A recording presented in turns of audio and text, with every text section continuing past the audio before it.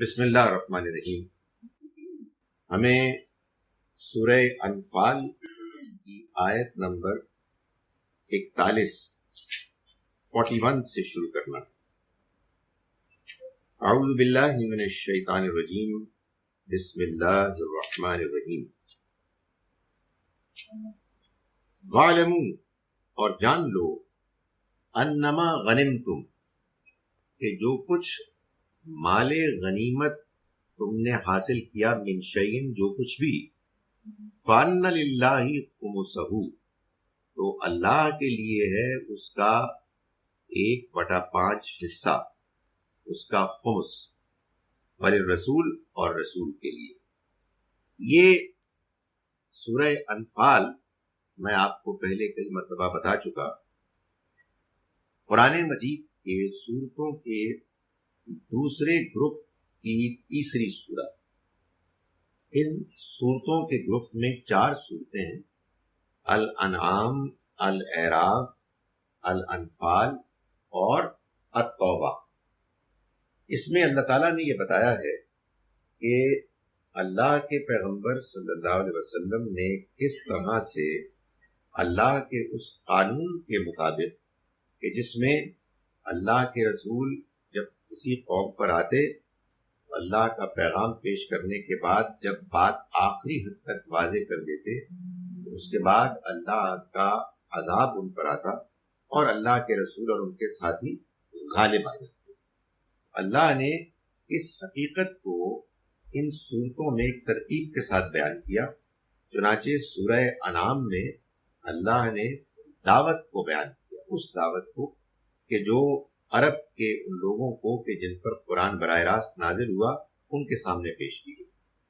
اس کے بعد سورہ اعراف میں اللہ تعالیٰ نے ان کو خبردار کیا، وارن کیا کہ تم اب اللہ کی پکڑ سے بچو گے نہیں اگر تم نے اپنا رویہ ٹھیک نہیں کیا، اگر تم ایمان نہ لائے.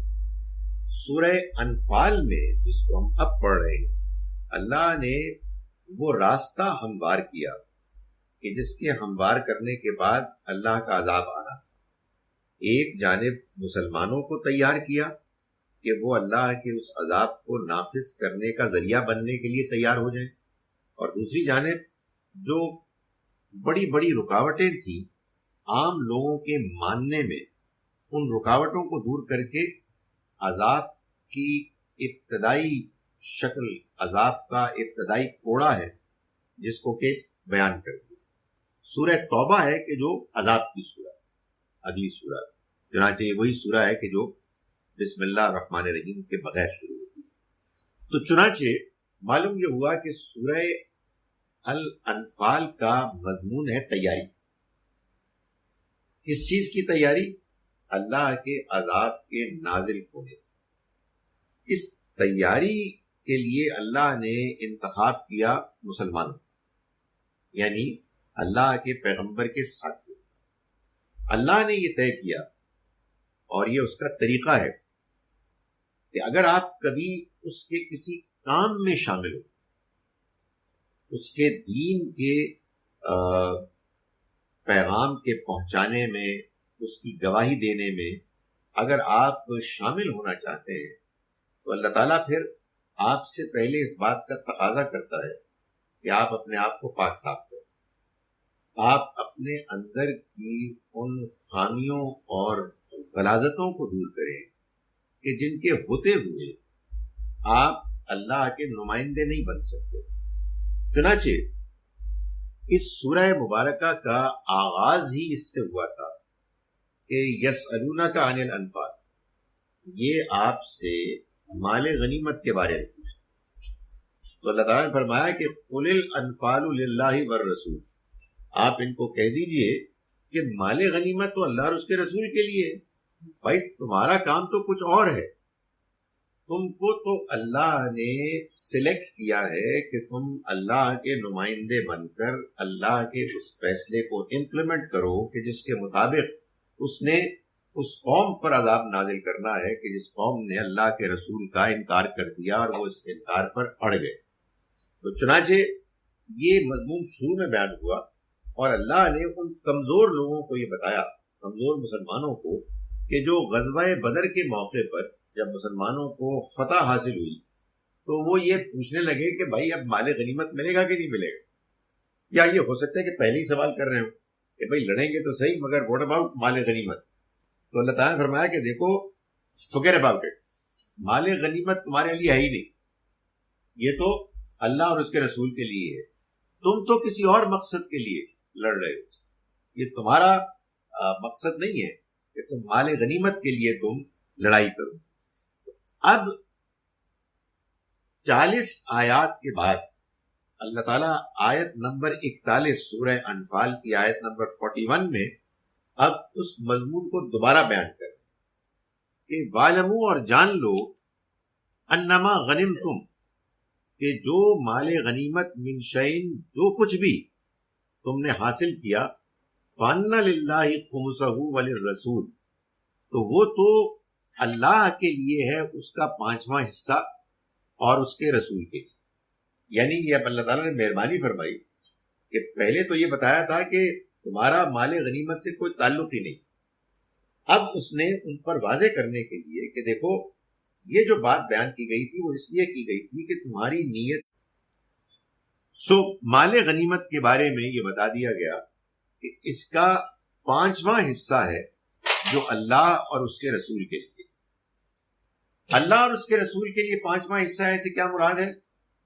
یعنی مطلب یہ ہے کہ اللہ کا دین ہے، اس کا پیغام ہے، اس کے دین کا مشن ہے، اس کو اکمپلش کرنے کے لیے جو مال وسائل چاہیے ہیں یہ مال غنیمت میں سے لیے جائیں گے. اور رسول کے لیے بھی ظاہر ہے کہ اللہ کے رسول صلی اللہ علیہ وسلم نے اپنی زندگی پوری کی پوری اس مقصد کے لیے انویسٹ کر دی کہ وہ اللہ کے دین کو لوگوں کے سامنے پیش کریں اور پھر جو بھی اس کے نتائج کانسیکوینسز ہیں ان کو فیس کریں. چنانچہ آپ کوئی کاروبار کوئی کام کاج نہیں کر سکتے تھے کہ جس کے لیے آپ الگ سے وقت نکالتے. تو اللہ نے بتایا کہ آپ کے لیے اب مال غنیمت کا جو خمس ہے 1/5 حصہ یہ آپ کے لیے بھی. وَلِذِي الْقُرْبَى وَالْيَتَامَى وَالْمَسَاكِينِ وَابْنِ السَّبِيلِ اور یہ رشتہ داروں کے لیے، یتیموں کے لیے، مسکینوں کے لیے اور مسافروں کے لیے بھی. یعنی یہ جو مال غنیمت ہے یہ اللہ اور اس کے رسول کے لیے ہے اور رشتہ داروں کے لیے. ظاہر ہے کہ اللہ کے تو کوئی رشتہ دار نہیں ہے، سو یہ نبی اکرم صلی اللہ علیہ وسلم کے رشتہ دار. یعنی آپ اللہ کے پیغمبر ہونے کے علاوہ اپنے خاندان کے سربراہ بھی تھے، اور خاندان کے سربراہ ہونے کے لحاظ سے آپ کی ذمہ داری تھی کہ ان لوگوں کی بھی کفالت کریں کہ جو آپ کے خاندان میں ضرورت مند. چنانچہ اسی بنیاد پر کہ آپ کو اللہ کی طرف سے ایک خاص مال کی کیٹیگری ملی ہے، مد ملی ہے، آپ نے یہ اعلان کیا کہ بنو ہاشم یعنی آپ کے پردادا کی جو اولاد ہے ان میں جو ضرورت مند ہیں لوگ وہ نہ زکوٰۃ میں سے کوئی مال لیں گے نہ صدقات میں سے لیں گے. اس لیے کہ ان کی ذمہ داری پوری کرنے کے لیے اللہ نے مال غنیمت میں سے خمس 5واں حصہ اور مال فے پورے کا پورا آپ کو اپنے خاندان والوں اور غریبوں مسکینوں کے لیے دے دیا. مال فے کیا ہوتا ہے؟ مال غنیمت تو ہوتا ہے نا کہ ایک جنگ لڑی گئی اور جنگ لڑنے کے بعد جب ایک گروہ کو فیصلہ کن فتح حاصل ہو گئی، دوسرا گروہ بھاگ گیا اور اپنے پیچھے مال چھوڑ کر گیا، تو یہ مال غنیمت. اس میں تو اللہ تعالیٰ نے اپنی مہربانی اپنی کرم نوازی سے یہ طے کیا کہ اس کا 4/5 حصہ مسلمان مجاہدین کو ملے گا. انہوں نے آخر انویسٹ کیا، اپنے گھوڑے لائے، تلواریں لائے اور چیزوں کا انہوں نے بندوبست کیا، کھانے پینے کا بندوبست کیا.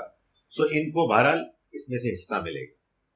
مگر مال فے وہ مال ہوتا ہے کہ جس میں اگرچہ کہ جنگ پیش نظر ہوتی ہے مگر لڑائی کا موقع آتا نہیں. دشمن جنگ لڑے بغیر بھاگ جاتا ہے جیسا کہ خیبر میں ہوا. اس کے بارے میں فرمایا گیا، سورہ حشر میں بتایا گیا کہ وہ پورے کا پورا مال وہ اسی طرح سے اللہ، اس کے رسول اور رشتہ داروں، یتیموں، مسکینوں کے لیے یہ بات بیان کر دی گئی. اس مال میں اب ظاہر ہے کہ کسی اور کا حق نہیں ہے، اور اس مال کے بارے میں یہ بتا دیا گیا کہ جہاں یتیموں مسکینوں کا حق ہے وہاں حضور کے ان رشتہ داروں کا بھی حق ہے کہ جن کی ذمہ داری اللہ کے پیغمبر پر تھی. تو میں نے گزارش کی، یہی وجہ ہے کہ آپ نے یہ بات بیان کی کہ بنو ہاشم کو اب کہیں اور سے نہیں ملے گا. یہی وہ بات ہے کہ جو ہمارے ہاں بدل کے پھر مشہور ہو گئی کہ سیدوں کو زکوٰۃ نہیں لگتی یا صدقات نہیں لگتے. یہ اصل میں یہ یوں بات ہے، ہمارے ہاں کوئی طبقات نہیں ہے، کوئی گروہ نہیں ہے. ایک بڑے سادہ سی بات ہے، ایک اللہ کے بندے کو اللہ نے اپنی ذمہ داری سونپی. وہ ذمہ داری اس بات کا تقاضا کرتی تھی کہ آپ اپنی فل فلیجڈ ٹائم کی انویسٹمنٹ اس کام کے لیے کریں. چنانچہ اللہ نے پھر آپ کے لیے جو ذمہ داریاں تھیں ان کو کمپنسیٹ کرنے کے لیے یہ مال غنیمت اور مال فے میں سے آپ کو مال دیا کہ آپ ان کو استعمال کریں. مگر جو اس میں بیان کا انداز ہے وہ ایسا ہے کہ وَلِذِی الْقُرْبَىٰ کے بعد اللہ تعالیٰ فرماتے ہیں وَالْيَتَامَىٰ وَالْمَسَاكِينِ وَابْنِ السَّبِيلِ، اور یتیموں کے لیے، مسکینوں کے لیے، مسافروں کے لیے. یعنی مطلب یہ ہے کہ یہ بھی گویا کے پیغمبر کے رشتہ داری، یعنی ان کو یہ عزت دی، ان کو یہ مقام دیا کہ یہ اپنے یتیم، مسکین اور مسافر ہونے کی وجہ سے یہ سٹیٹس رکھتے ہیں کہ جیسے پیغمبر کے رشتہ داروں کو مال غنیمت اور مال فے میں سے ملے گا ویسے ہی ان کو بھی ملے گا. وہی بات کہ جو اللہ تعالیٰ نے شکایت کے ساتھ فرمائی سورہ فجر میں مکے والوں کو کہ یتیموں کے ساتھ جو تمہارا رویہ ہے وہ رسپیکٹ کریں، الا تکرمون الیتیم.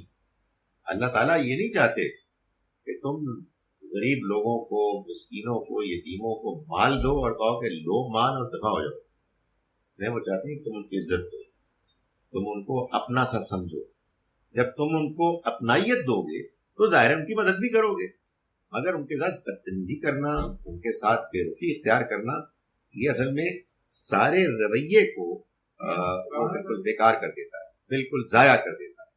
تو فرمایا کہ یہ ہے ان لوگوں کے لیے حق، ان کنتم آمنتم باللہ، اگر تم ایمان لائے ہو اللہ پر، وما انزلنا علی عبدنا، اور جو ہم نے نازل کیا اپنے بندے پر، یوم الفرقان، فرقان کے دن. فرقان یعنی فیصلہ، حق اور باطل میں فیصلے کے دن. یہ کیا دن ہے؟ یوم التقى الجمعان، جس دن دونوں گروہ آپس میں لڑے. یعنی یہ واضح کر دیا کہ یوم الفرقان اصل میں بدر کے دن کو کہا، جس دن یہ فیصلہ ہو گیا کہ حق پر کون ہے اور باطل پر کون. یعنی قریش کے لوگ یہ دعویٰ کرتے تھے کہ یہ جو نئی دعوت آئی ہے یہ دعوت در حقیقت ہمارے آباء و اجداد کے دین کی مخالفت کر رہی ہے اور ہم اس کو نہیں مانتے، چنانچہ ہم حق پر ہیں، ہم صدیوں سے چلے آئی ہوئی روایات کے علم بردار ہیں. تو بدر کے میدان میں یہ فیصلہ ہو گیا. اس لیے بھی ہوا کہ ان لوگوں نے بھی یہی کہا تھا کہ آج کے دن یہ فیصلہ ہو جائے گا کہ کون حق پر ہے اور کون باطل پر ہے. تو اللہ تعالیٰ اب اہل ایمان کو یہ کہہ رہے ہیں کہ یہ تمہیں مال غنیمت کو تقسیم کرنا ہے اس طرح سے کہ تم اللہ کے بتائے ہوئے طریقے کے مطابق تقسیم کرو گے اینڈ ٹیک اٹ سیریس. اگر تم اللہ کو مانتے ہو اور اس بات کو، اس پیغام کو مانتے ہو جو ہم نے اپنے بندے پر نازل کیا، اور اس کو غیر سنجیدگی سے نہ لو. تمہارے سامنے یہ سچائی آخری حد تک واضح ہو گئی. ہم نے تمہاری نگاہوں کے سامنے تمہیں یہ منظر دکھا دیا کہ حق غالب آ گیا اور باطل مغلوب ہو گیا. تو فرمایا کہ اب تمہیں اس مال غنیمت کو اس قانون کے مطابق تقسیم کرنا ہے. واللہ علی کل شیء قدیر، اللہ ہر چیز پر قدرت رکھنے والا ہے. مزید واضح کیا. دیکھیں یہ انسان کی بڑی پرابلم ہوتی ہے کہ آدمی بات آسانی سے نہیں مانتا.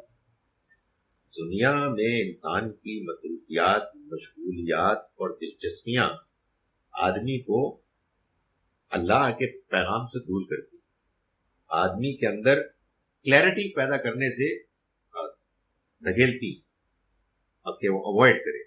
تو اللہ تعالیٰ نے مزید واضح کیا کہ یہ جو حق اور باطل کے درمیان واضح فرق کر دیا اللہ تعالیٰ نے اس دن، یہ معلوم ہے کیسے ہوا؟ اذ انتم بالعدوۃ الدنیا، جب تم وادی کے قریب کے کنارے پر تھے، یعنی یثرب مدینے سے تم قریب تھے. وہم بالعدوۃ القصویٰ، اور وہ دور کے کنارے پر، یعنی کفار کا لشکر تھا کہ جو دور کے کنارے پر تھا. وَالرَّكْبُ أَسْفَلَ مِنْكُمْ، اور قافلہ تم سے نیچے تھا، یعنی وہ تجارتی قافلہ کہ جس پر کہ حملہ کرنے کے جھوٹے الزام کی وجہ سے بدر قریش کے لوگ مسلمانوں سے لڑنے آئے.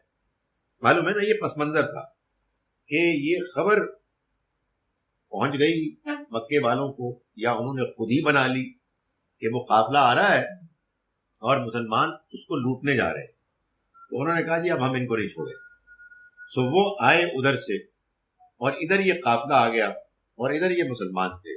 تو یہ اللہ تعالیٰ نے یہ جو سین سینیریو بیان کیا ہے اس کی وجہ یہ ہے کہ اللہ تعالیٰ یہ فرما رہے ہیں کہ دیکھو تم مدینے کے قریب تھے، قریب کے وادی کے کنارے پر تھے، وہ دور کے کنارے پر تھے، اور قافلہ بھی تمہارے نیچے تھا. کہنے کا مقصد یہ ہے کہ قافلہ اگر گزر جاتا تو پھر بدر کی لڑائی نہ ہوتی.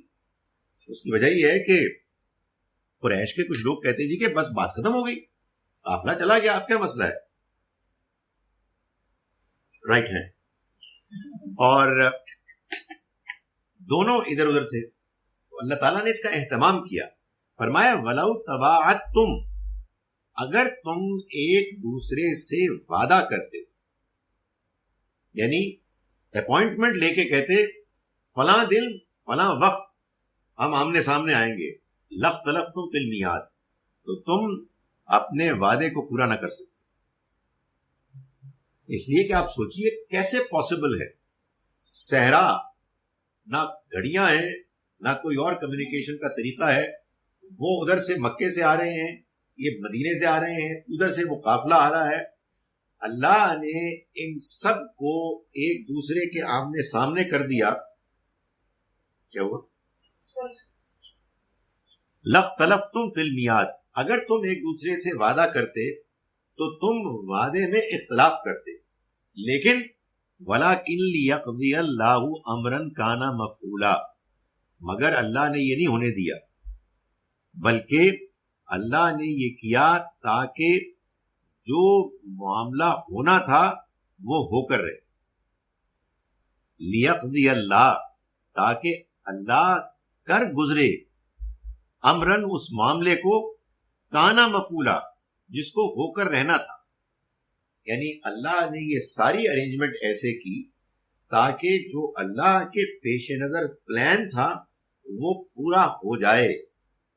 فرمایا یہ اس لیے ہوا لِيَهْلِكَ مَنْ هَلَكَ عَنْ بَيِّنَةٍ، تاکہ ہلاک ہو جائے جس کو ہلاک ہونا تھا وضاحت کے بعد، عَنْ بَيِّنَةٍ یعنی پوری کلیرٹی کے بعد، وَيَحْيَا مَنْ حَيَّا اور زندگی حاصل کرے جس کو زندگی حاصل کرنی تھی، عَنْ بَيِّنَةٍ پوری وضاحت، پوری حجت، پوری روشنی کے ساتھ.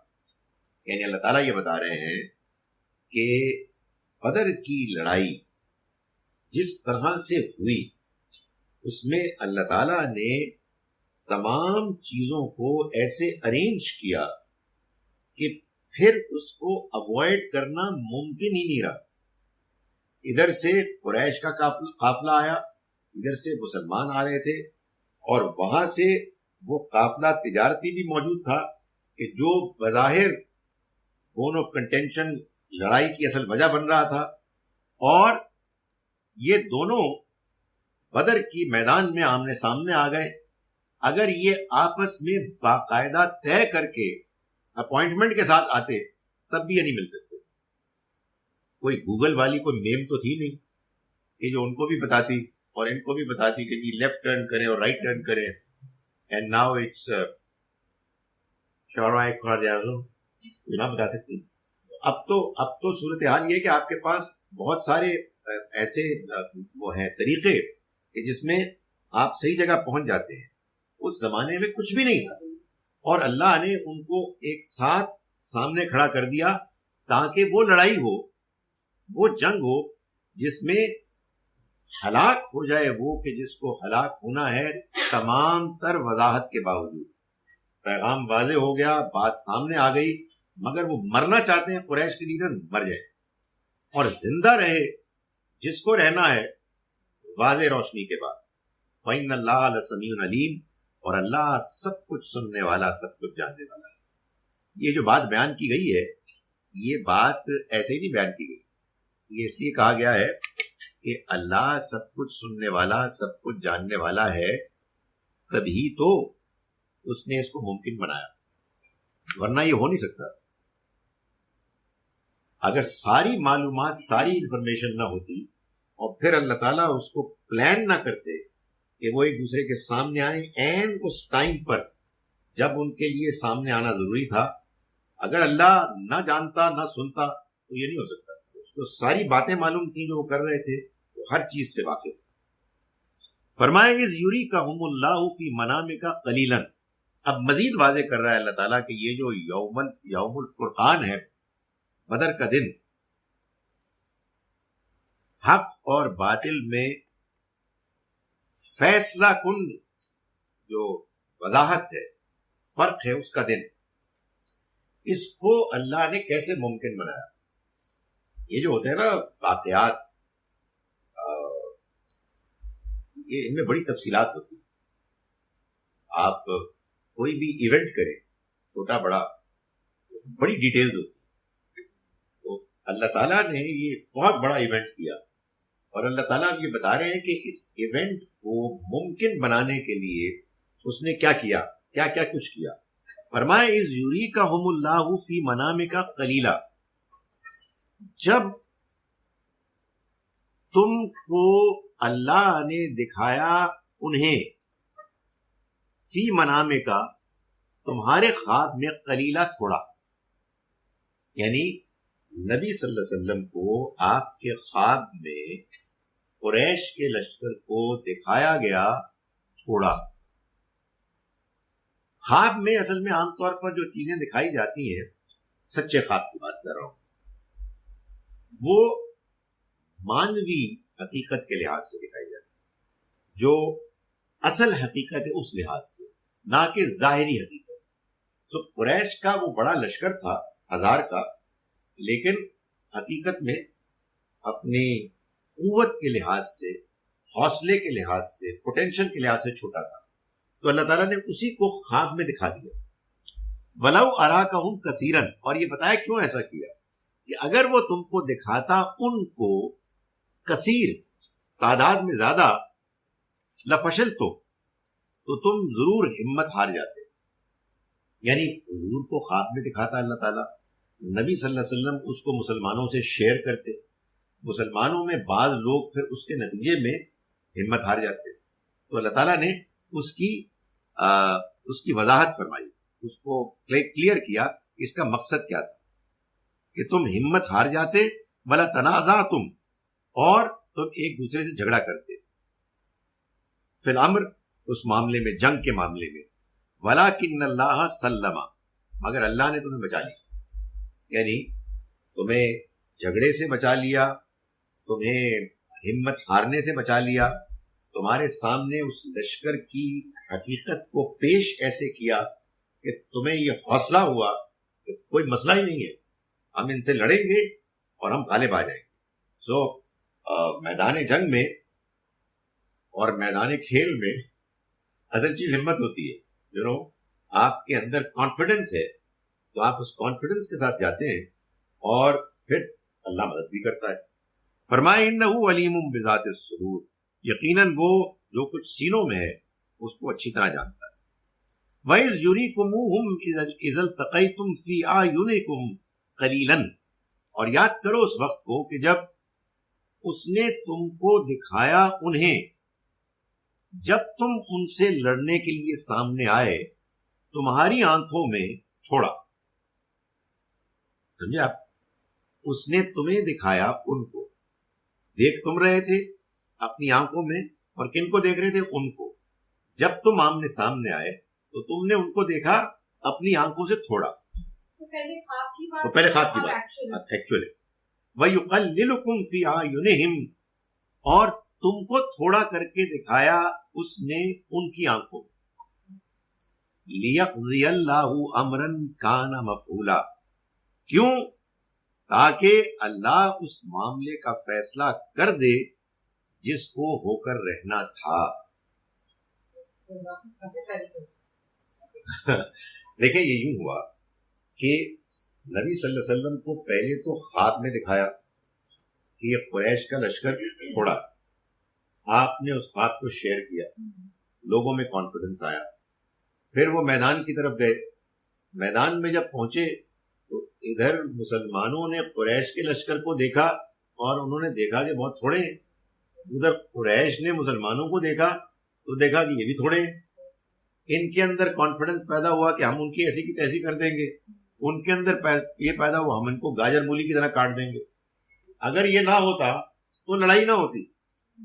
ایک گروہ کے اندر بھی نروسنس پیدا ہو جاتی کہ یار یہ تو مارے گئے، کدھر پھنس گئے، تو بھاگ جاتے. مگر خدا نے یہ طے کیا تھا کہ یہ لڑائی ہو کے رہے. چنانچہ دونوں اپنے اپنے کانفیڈنس کے ساتھ آئے. تو اللہ تعالیٰ نے یہ بیان فرمایا. اگر یہ نہ ہوتا تو پھر وہ نہ ہوتا کہ اللہ جو کچھ اس نے طے کیا ہے وہ ہو کے رہے. فرمایا کہ وَإِلَى اللَّهِ تُرْجَعُ الْأُمُورُ، اور اللہ ہی کی طرف تمام معاملات لوٹ کر جاتے ہیں، یعنی سارے فیصلے وہی کرتا ہے. انسان کو اللہ نے دی ہے آزادی، مگر مکمل نہیں، ایک لمیٹڈ آزادی. جب انسان اپنی اس آزادی کو استعمال کرتا ہے تو پھر اس کے بعد کچھ نتائج نکلنے شروع ہوتے ہیں. وہ نتائج اللہ نکالتا ہے. کیسے نکالتا ہے اس کی ایک مثال یہاں بیان کی گئی. میری اور آپ کی زندگی میں بھی بہت کچھ ہوتا ہے. بہت سے ایسے واقعات ہوتے ہیں جن میں ہمارا کوئی اختیار، کوئی ہاتھ نہیں. اللہ تعالیٰ پھر بڑے سٹل طریقے سے ان کو کرتا ہے. قرآن نے اس کو بیان کیا ہے سٹل طریقے سے. میں کہہ رہا ہوں نا، اللہ ہے کہ جو لطیف لما یشاء، جو چاہتا ہے اس کو کر گزرتا ہے، مگر باریک بینی کے ساتھ، یعنی ان نوٹسڈ وہ ہوتا ہے سارا. آپ دیکھ نہیں سکتے مگر وہ ہوتا ہے. وہ کیسے ہوتا ہے اس کی تفصیل یہاں بیان ہو.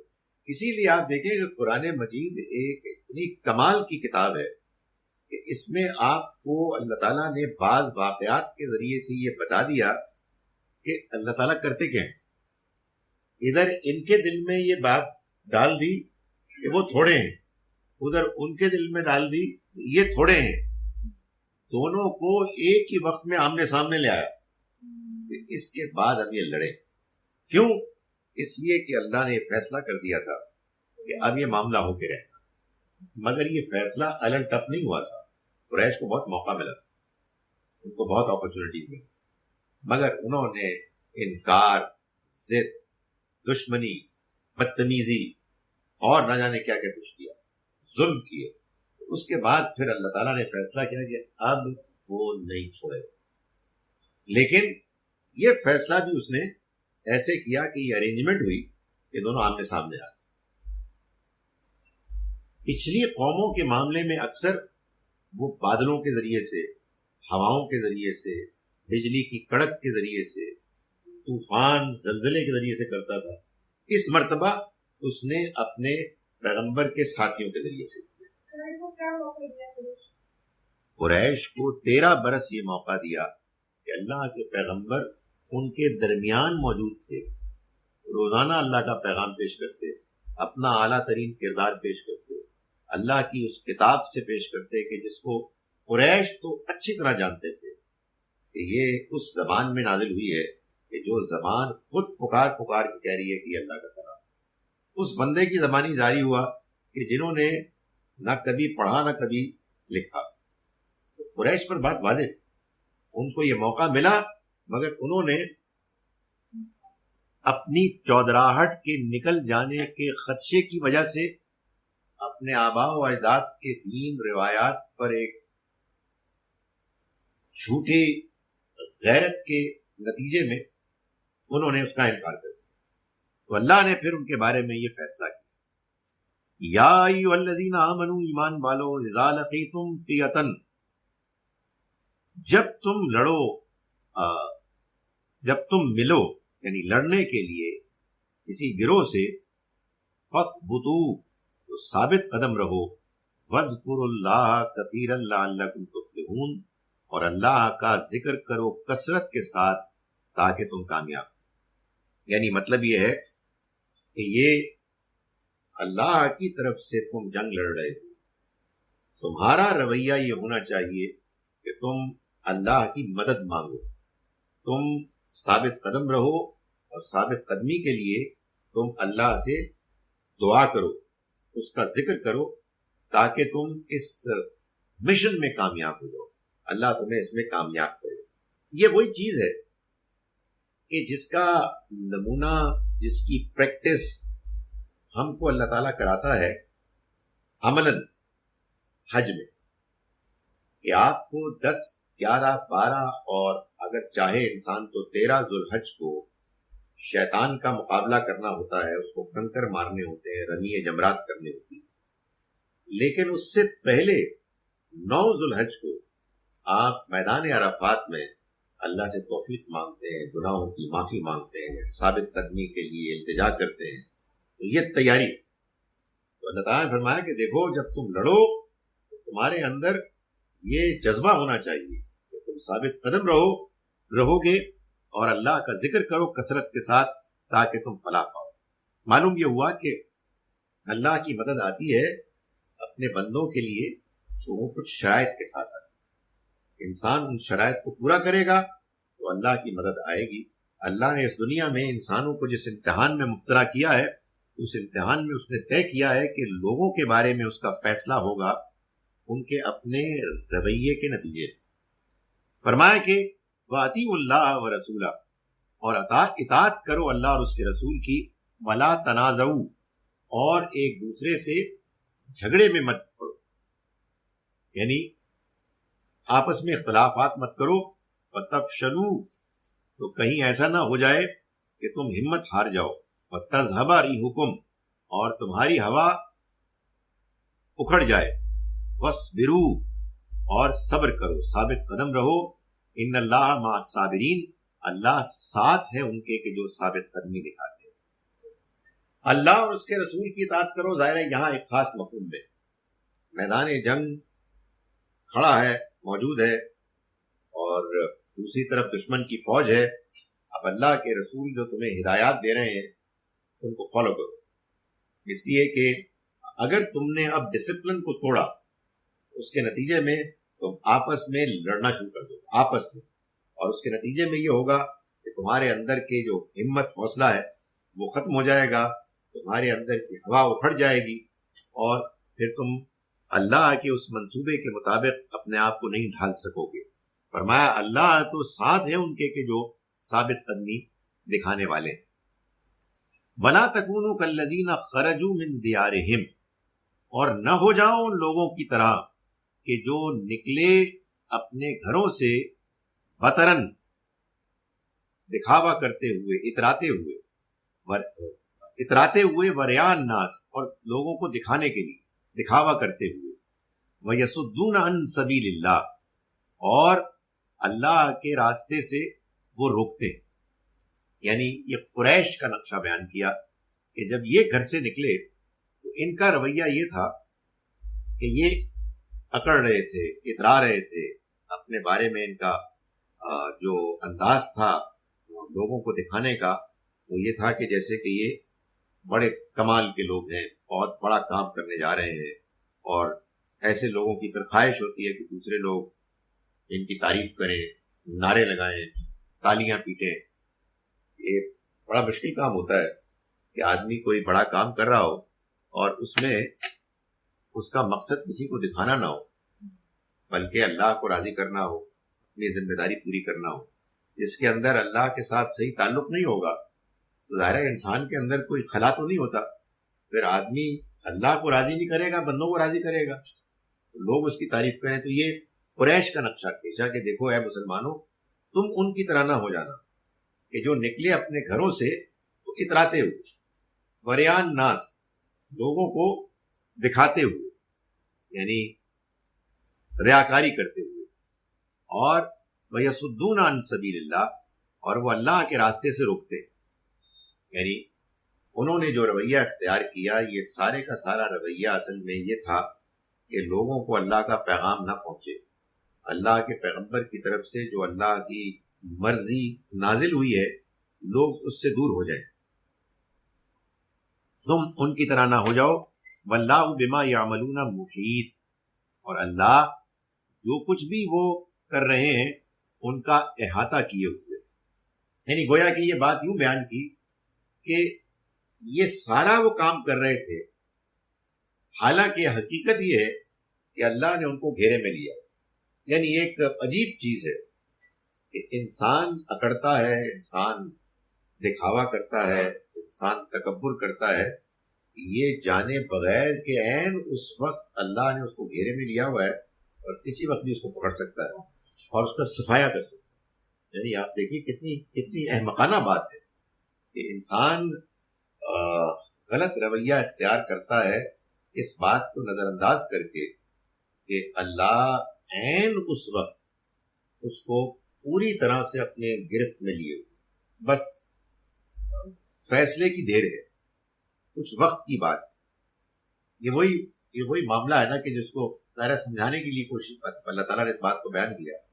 سمجھانے کے لیے آدمی سوچے کہ آدمی پورے زور و شور کے ساتھ اپنے مستقبل کے منصوبے بیان کر رہا ہے، پکڑ کے ساتھ، پورے کانفیڈنس کے ساتھ لوگوں کو متاثر کرنے کے لیے، اور عین اس وقت جب کہ وہ یہ کام کر رہا ہے اس کو یہ اندازہ بھی نہیں ہے کہ اس کے اندر کی ایک بیماری اتنی آگے بڑھ چکی ہے کہ اس کے کل 6 مہینے باقی.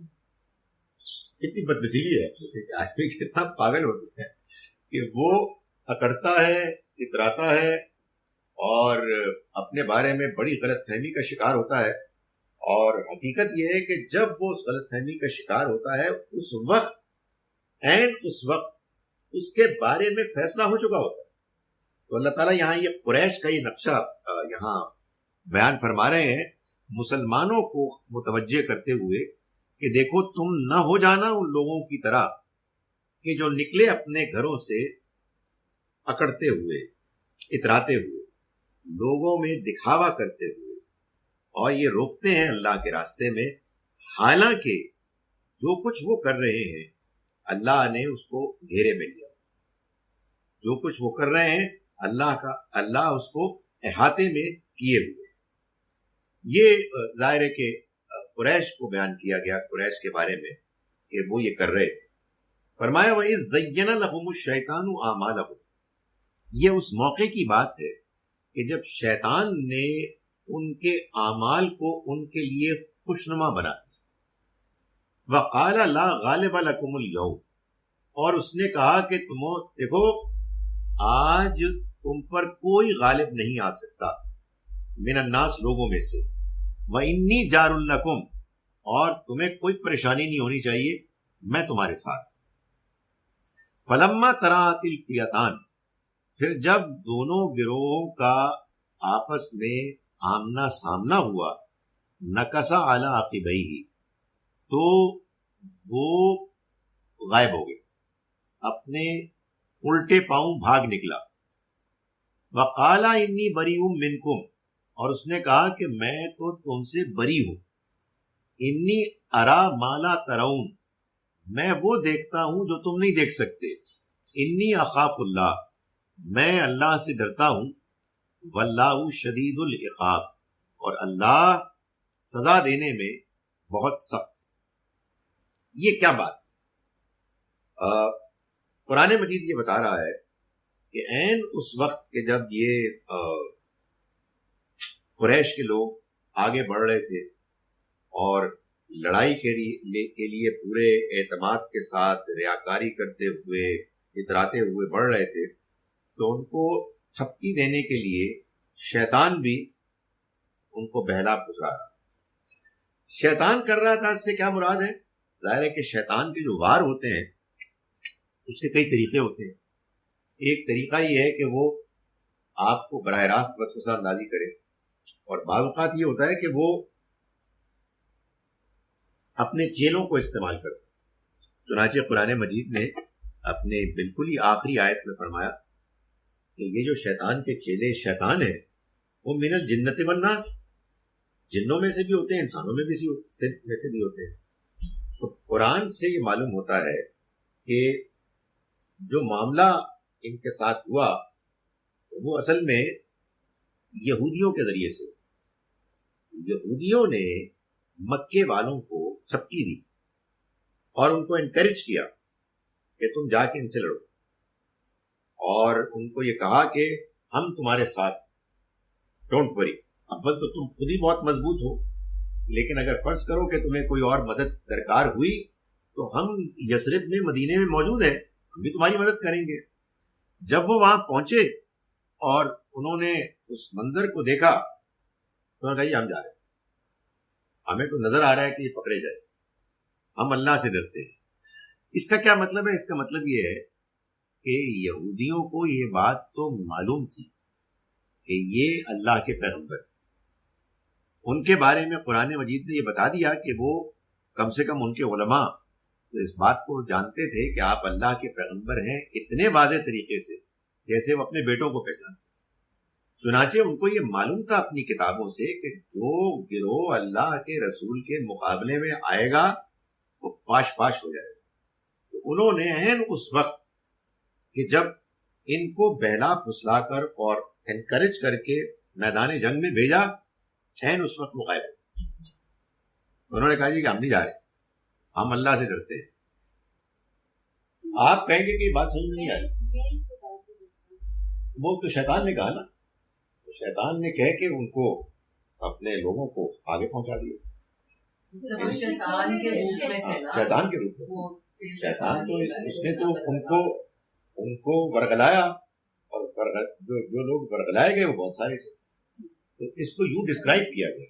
دیکھیں بعض اوقات ابھی ہم نے دیکھا، ابھی ہم نے اس کی ایک مثال دیکھی کہ اللہ تعالیٰ نے نبی صلی اللہ علیہ وسلم کو، یہ پازیٹیو بات ہے، حضور کو خواب دکھایا اور یہ بتایا کہ یہ سب کے لیے تھا. یہ پازیٹیو ایک ظاہر ہے کہ ایک فرد سے بہت سو کو پہنچنا ہے، اور ایک شیطان کا بھی ہے کہ شیطان نے بات کی، اس کی بات کو آگے پھیلا دیا دوسروں نے، اور اس نے کہا جی کہ میں تو ڈرتا ہوں اللہ سے. آپ کہیں گے بات سمجھ میں نہیں آ رہی، تو بھائی کفر سمجھ میں کہاں آتا ہے؟ اسی لیے تو یہ اتنا گھنونا جرم ہے. ایک جانب آپ جانتے ہیں کہ یہ سچائی ہے، اور دوسری جانب آپ کہتے ہیں ہم نہیں مانتے. خدا تعالی ہم کو یہ بتاتا ہے کہ مجرم اس لیے مجرم ہوتے ہیں کہ عین اس وقت کہ جب وہ جرم کر رہے ہوتے ہیں انہیں معلوم ہوتا ہے کہ وہ جرم کر رہے ہیں، مگر جرم کے کرنے کی لذت اور جرم کے نتیجے میں ملنے والا فائدہ ان کو پاگل کر دیتا، باولا کر دیتا، اس لیے وہ جرم ہے. چنانچہ قرآن مجید نے بتایا ہے نا کہ وہی دکاندار جب اپنا سودا لینے جاتے ہیں تو پورا نپواتے ہیں، تلواتے ہیں، اور وہی جب اپنی دکان پر سودا دیتے ہیں تو ڈنڈی مارتے ہیں. وہی ہیں کہ جو جاتے ہیں اور دوسرے لوگوں کا مذاق اڑاتے ہیں، بزرگوں کے ساتھ زیادتی کرتے ہیں، مگر جب ان کے والد صاحب کے ساتھ ہوتا ہے تو احتجاج کرتے ہیں، دوسروں کی خواتین کو چھیڑتے ہیں مگر اپنی خواتین کے لیے انوائٹ نہیں کرتے کہ ان کو بھی تو آگے چھیڑو، چور ہوتے ہیں، دوسروں کے گھروں میں جا کے چوری کرتے ہیں مگر چوروں کو یہ نہیں کہتے کہ ہمارے گھر میں بھی آؤ۔ انسان سب کچھ جانتا ہے، یعنی یہ جو آپ کو لگ رہا ہے نا کہ کیا پاگل پن ہے، بھائی یہی تو پاگل پن ہے، بندے کو سب کچھ پتا ہے، اس کے باوجود انسان یہ کام کرتا ہے۔ تو یہودیوں کا یہی معاملہ تھا کہ وہ جانتے تھے کہ یہ اللہ کے پیغمبر ہیں، لیکن وہ کہتے تھے ہم نے نہیں ماننا۔ وجہ یہ ہے کہ ہم بنی اسرائیل ہیں اور یہ بنی اسماعیل۔ قریش کہتے تھے کہ یہ ہم سے چھوٹے ہیں، ہم ان سے بڑے ہیں، ہم ان کی بات نہیں مانیں۔ تو اصل میں یہ شیطان کا جو ورگلانا ہے یہ اس طرح سے بات آگے چلے گی انشاءاللہ۔ ہم نے اس کو آج پڑھا ہے 48 آیت نمبر 48۔ میں اس کا ترجمہ ایک مرتبہ پھر کر رہا ہوں، آیت نمبر 41 سے۔ اعوذ باللہ من الشیطان الرجیم، بسم اللہ الرحمن الرحیم۔ وَاعْلَمُوا أَنَّمَا غَنِمْتُم مِّن شَيْءٍ، اور جان لو کہ جو بھی مال غنیمت تمہارے ہاتھ آیا، فَأَنَّ لِلَّهِ خُمُسَهُ وَلِلرَّسُولِ، تو اس کا 5واں حصہ اللہ اور رسول کے لیے ہے، وَلِذِي الْقُرْبَى اور رشتہ داروں کے لیے، وَالْيَتَامَى وَالْمَسَاكِينِ وَابْنِ السَّبِيلِ اور یتیموں، مسکینوں اور مسافروں کے لیے۔ إِن كُنتُمْ آمَنتُم بِاللَّهِ وَمَا أَنزَلْنَا عَلَىٰ عَبْدِنَا، اگر تم اللہ پر ایمان لائے ہو اور اس چیز پر کہ جو ہم نے نازل کی علی عبدنا اپنے بندے پر، یوم الفرقان حق اور باطل کے فیصلہ کرنے والے دن، یوم التقى الجمعان اس دن جس دن دو گروہ آپس میں لڑے، واللہ علی کل شیء قدیر اور اللہ ہر چیز پر قدرت رکھنے والا ہے۔ اذ انتم بالعدوۃ الدنیا، یہ اس موقع کی بات ہے کہ جب تم وادی کے قریب کے کنارے پر تھے، وہم بالعدوۃ القصویٰ اور وہ دور کے کنارے پر، والرکبل اسفل منکم اور وہ قافلہ تمہارے نیچے تھا، ولو تباعدتم اور اگر تم ایک دوسرے سے باقاعدہ وقت طے کر کے وعدہ کرتے، لاختلفتم فی المیعاد تو تم تب بھی وعدہ کی خلافی کرتے۔ وَلَٰكِن لِيَقْضِيَ اللَّهُ مگر یہ اس لیے ہوا کہ اللہ کر دے امرن اس معاملے کو، اس کام کو، کانا مفعولا جس کو ہو کے رہنا تھا، لِيَهْلِكَ مَنْ هَلَكَ عَن بَيِّنَةٍ تاکہ ہلاک ہو جائے جس کو ہلاک ہونا ہے، عن بَيِّنَةٍ پوری وضاحت کے ساتھ، روشنی کے ساتھ، وَيَحْيَىٰ مَنْ حَيَّا اور زندہ رہے جسے زندہ رہنا ہے، عن بَيِّنَةٍ تمام دلائل، وضاحت اور حجت کے ساتھ، وَإِنَّ اللَّهَ لَسَمِيعٌ عَلِيمٌ اور اللہ سب کچھ سننے والا، جاننے والا ہے۔ اِذْ يُرِيكَهُمُ اللَّهُ فِي مَنَامِكَ قَلِيلًا یہ اس موقع کی بات ہے کہ جب اس نے تم کو دکھایا، یہ اس موقع کی بات ہے کہ جب کہ اللہ نے تم کو دکھایا انہیں، فی منامک اے پیغمبر آپ کے خواب میں، قلیلا تھوڑا، ولو اراکہم اور اگر وہ دکھاتا تم کو انہیں، کثیرن زیادہ تعداد والا، لفشلتم تو تم ہمت ہار جاتے، ولتنازعتم فی الامر اور تم ایک دوسرے کے ساتھ معاملات میں اختلاف جھگڑا کرتے، ولکن اللہ سلم مگر اللہ نے تمہیں اس سے بچا لیا۔ وَإِذْ يُرِيكُمُوهُمْ إِذَا الْتَقَيْتُمْ فِي أَعْيُنِكُمْ قَلِيلًا اور اس موقع کو بھی یاد کرو کہ جب اس نے تم کو دکھایا انہیں جبکہ تم لڑنے کے لیے آئے، تم آمنے سامنے آئے، تمہاری نگاہوں میں تھوڑا، وَيُقَلِّلُكُمْ فِي أَعْيُنِهِمْ اور تم کو تھوڑا کر کے دکھایا اس نے ان کی نگاہوں میں، لِيَقْضِيَ اللَّهُ أَمْرًا كَانَ مَفْعُولًا تاکہ اللہ کر گزرے وہ کام جس کو ہو کے رہے۔ وَإِلَى اللَّهِ تُرْجَعُ الْأُمُورُ اور اللہ ہی کی طرف تمام معاملات لوٹائے جائیں گے۔ یا ایھا الذین آمنوا، ایمان والو، اذا لقیتم فئۃ، جب تم لڑو کسی گروہ سے، تمہارا کسی گروہ کے ساتھ مقابلہ ہو، فاثبتوا، تو ثابت قدم رہو، واذکروا اللہ کثیرا، اور اللہ کو کثرت سے یاد کرو، لعلکم تفلحون، تاکہ تم فلاح پاؤ، وَأَطِیعُوا اللَّهَ وَرَسُولَهُ، اور اطاعت کرو اللہ کی اور اس کے رسول کی، وَلَا تَنَازَعُوا، اور آپس میں جھگڑا مت کرو، فَتَفْشَلُوا، کہ کہیں تم ہمت ہار جاؤ، وَتَذْهَبَ رِيحُكُمْ، اور تمہاری ہوا اکھڑ جائے، وَاصْبِرُوا، اور ثابت قدم رہو، ان اللہ مع الصابرین، یقیناً اللہ ثابت قدم رہنے والوں کے ساتھ ہے، وَلَا تَكُونُوا كَالَّذِينَ خَرَجُوا مِن دِيَارِهِمْ بَطَرًا، اور نہ ہو جاؤ ان لوگوں کی طرح کہ جو نکلے اپنے گھروں سے اکڑتے ہوئے، اتراتے ہوئے، وَرِئَاءَ النَّاسِ، لوگوں میں دکھاوا کرتے ہوئے، وَيَصُدُّونَ عَن سَبِيلِ اللَّهِ، اور وہ اللہ کے راستے سے روکتے ہیں، وَاللَّهُ بِمَا يَعْمَلُونَ مُحِيطٌ، حالانکہ اللہ جو کچھ وہ عمل کرتے ہیں ان کو گھیرے میں لیے، جو کچھ عمل کر رہے ہیں ان کو گھیرے میں لیے۔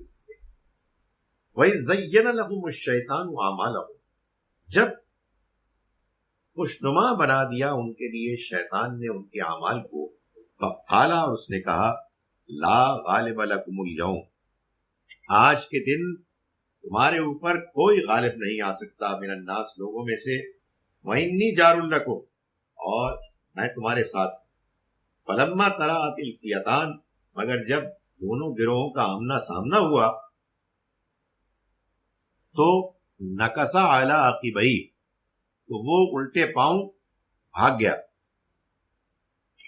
فقال انی بریء منکم، اور اس نے کہا کہ میں تو تم سے بری ہوں، انی اری ما لا ترون، میں وہ کچھ دیکھ رہا ہوں جو تم نہیں دیکھ سکتے، انی اخاف اللہ، میں اللہ سے ڈرتا ہوں، واللہ شدید العقاب، اور اللہ سزا دینے میں بہت سخت ہے۔ اقول قولی ھذا واستغفر اللہ۔ جناب،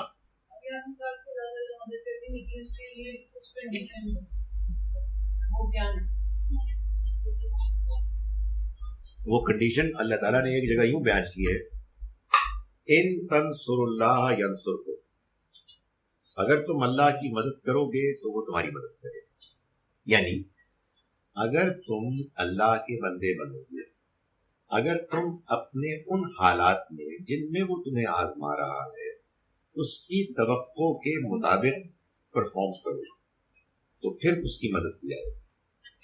وہ پہلے ہم سے یہ چاہتا ہے کہ ہم اپنے رویے کو درست کریں۔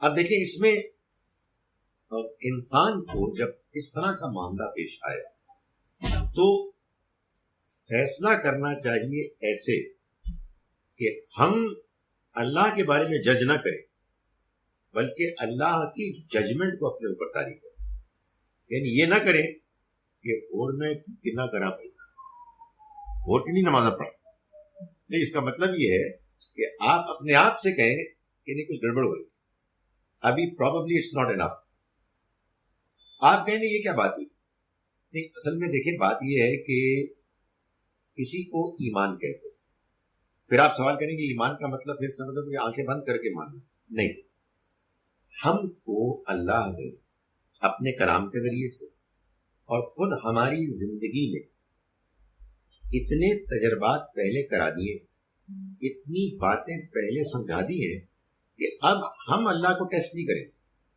وہ ہمیں ٹیسٹ کرے، بجائے اس کے کہ ہم اس کو کوسچن کریں، ہم اپنے آپ کو کوسچن کریں، اور جو بات اللہ تعالیٰ بار بار کہہ رہا ہے، صبر کرو، ثابت قدم رہو، یعنی یہ بالکل ممکن ہوتا ہے کہ آپ کے لیے 2-4 قدم رہ جاتے ہیں کہ بس اتنا اور کرنا ہے، وہ کہتا ہے بس بہت ہو، نہیں، ہمیں نہیں پتا کہ وہ کتنی دور، تو ہم جب یہ کریں گے تو ایک تو اللہ تعالیٰ بار بار یہ کہہ رہے ہیں کہ وہ آپ کو حوصلہ دے گا، اینڈ آنیسٹلی سب سے زیادہ آدمی کو زندگی میں حوصلے کی ضرورت ہے، حوصلہ گیا، سارے لوگ آپ کے آس پاس ہیں، کچھ بھی نہیں ہو سکتا، آنیسٹ ورڈ، آدمی جب نروس ہوتا ہے، آدمی پریشان ہوتا ہے تو مجموع کے اندر بھی کچھ نہیں ہو سکتا، اور اگر آدمی کے اندر حوصلہ ہے تو بالکل تنہائی میں آدمی بادشاہ ہوتا ہے، چھایا ہوا ہوتا ہے، کوئی پرابلم نہیں ہوتی. تو خدا تعالیٰ ہے کہ جو حوصلہ پیدا کرتا ہے،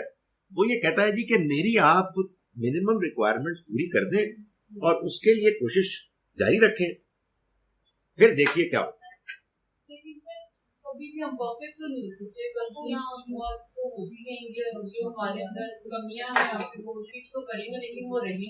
یہ ختم ہو جائے گی تو کوئی دوسری کا پتہ چل جائے گا.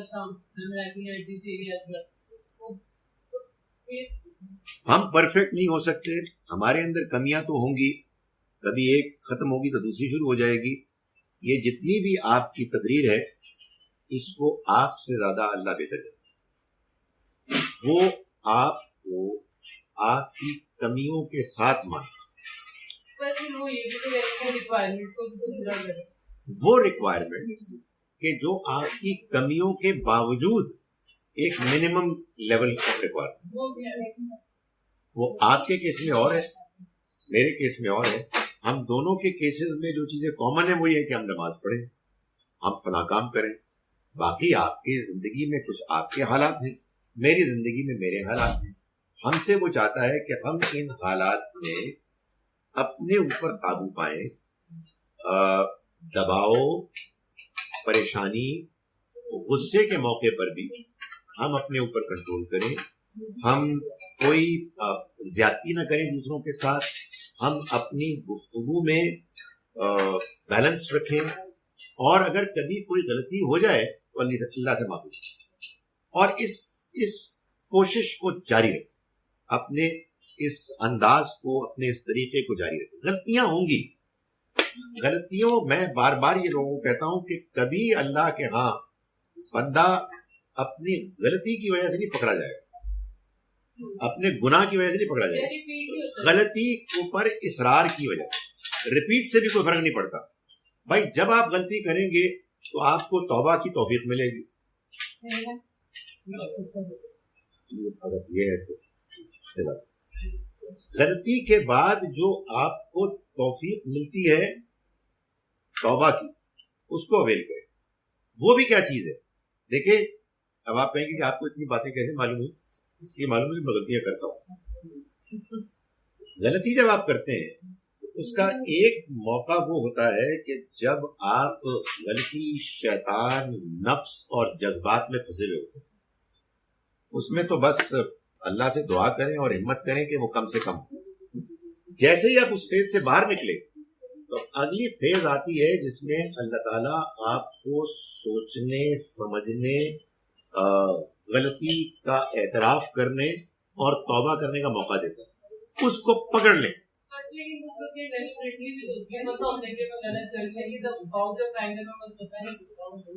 بس وہ موقع ہے کہ جب آدمی جان بوجھ کے کر رہا ہوتا ہے، اس موقع پر انسان اللہ سے دعا کرے کہ اے خدایا مجھے ہمت اور توفیق دے کہ میں اپنے اندر یہ صلاحیت پیدا کروں کہ میں جان بوجھ کر غلطی کروں.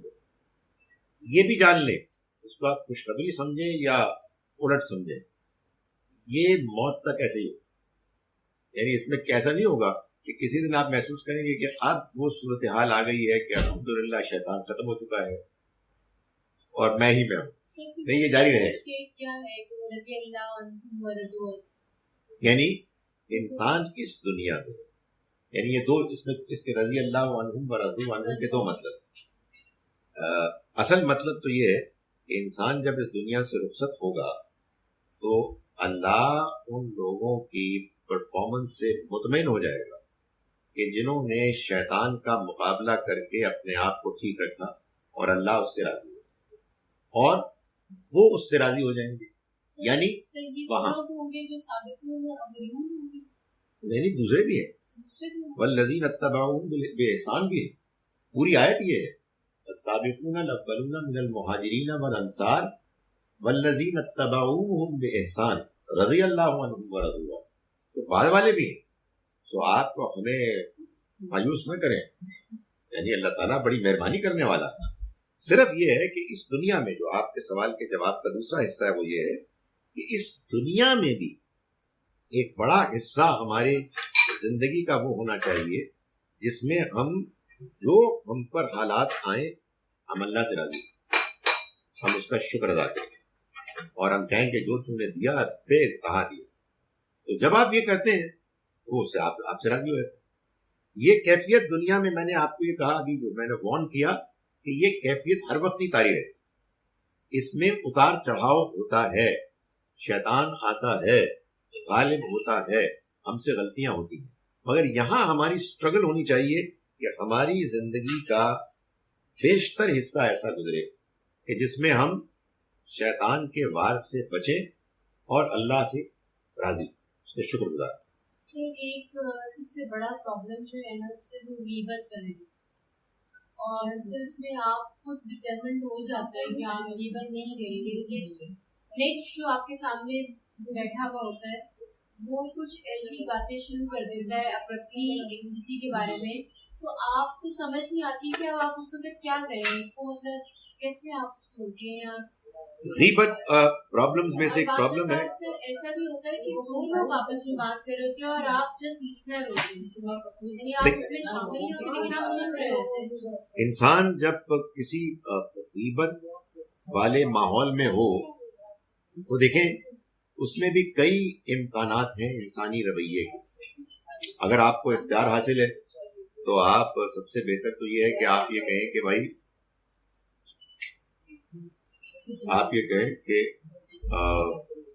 بھائی اس کو بند کرو, غیبت کو, یہ ٹھیک نہیں ہے.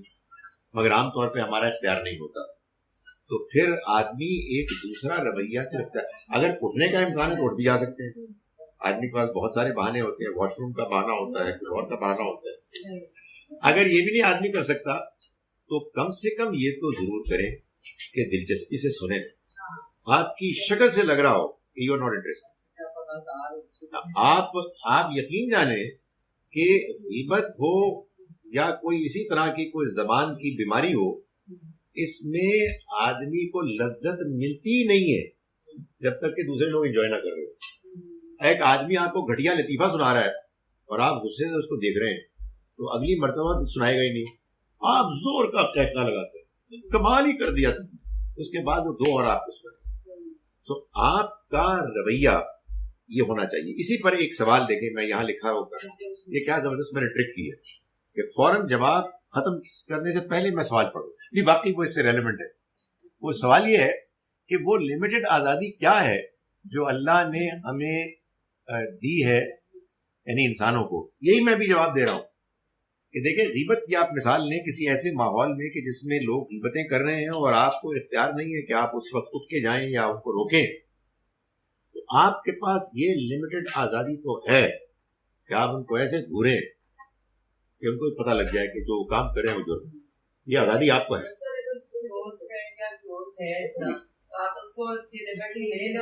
میں یہ کہہ چکا ہوں, یہی بات میں نے کہی ہے کہ پہلے تو آپ یہ کریں, لیکن یہ لمٹ اب آپ کہیں کہ نہیں اس وقت مجھے مسکرانا بھی ہے, یا پھر یہ آپ نے اپنی لمیٹڈ آزادی کا غلط استعمال کیا. آپ کو آزادی ہے, یہ مت کہیں کہ آپ کو آزادی نہیں. جتنی آزادی ہے اس کو آپ استعمال کریں اور آپ دوسرے آدمی کو یہ باور کرائیں کہ جو وہ حرکت کر رہا ہے وہ ٹھیک نہیں کر رہا. آپ کہیں جی کہ ہے تو بڑی بری بات, لیکن میں بھی اس میں حصہ نہ لوں, کچھ میں بھی غیبت کروں, تو پھر یہ آپ نے اپنی آزادی کا غلط استعمال.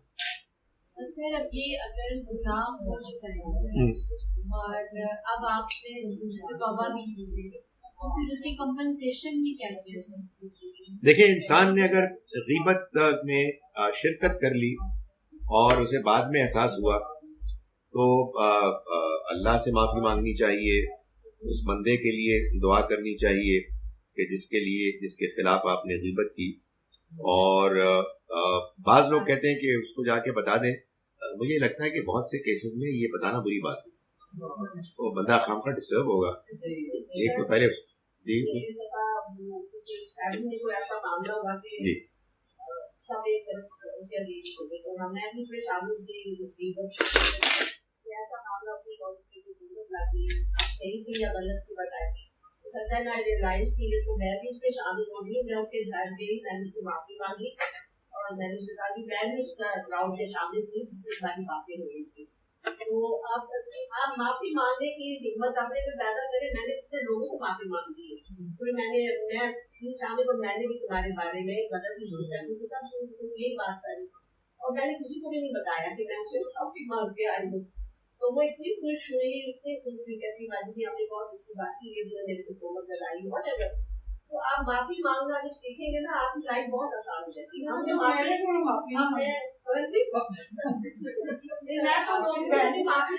جی بڑی اچھی بات ہے, یعنی معافی اگر آدمی مانگ لے.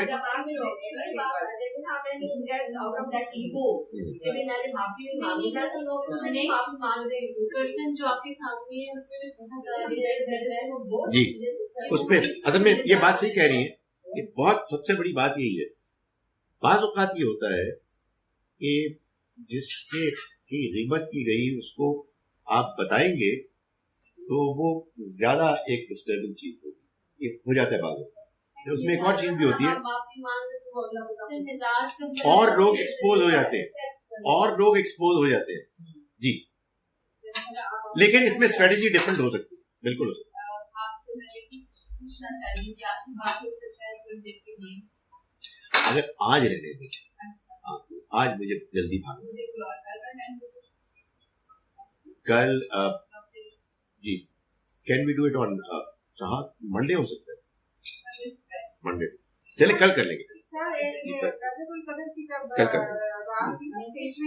جی کسی نے نا فون کر کے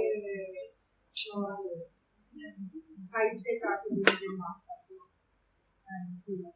سب کی فیملی کو جواب ہی نہیں دیا. تو جس نے معافی مانگی وہ تو جی بالکل ٹھیک ہے, ایسا ہی ہے. میں یہی سمجھتا ہوں کہ آپ نے اگر کسی سے معافی مانگ لی, دل کے ساتھ معافی مانگ دی, اور وہ دوسرا آدمی معاف نہیں کر رہا, ابھی اس کے اللہ کا معاملہ ہے, آپ کو معافی مانگنی ہے. سر مجھے کوسچن کرنی ہے. جی سر یہ شیطان کہہ رہا ہے کہ میں وہ کچھ دیکھ رہا ہوں تم نہیں دیکھ رہے, اور میں خدا سے ڈرتا ہوں, اور خدا کا عذاب جو ہے یہ شیطان پوری چیز یہ بیان کر رہا ہے اور پھر سب کچھ کر بھی رہا ہے.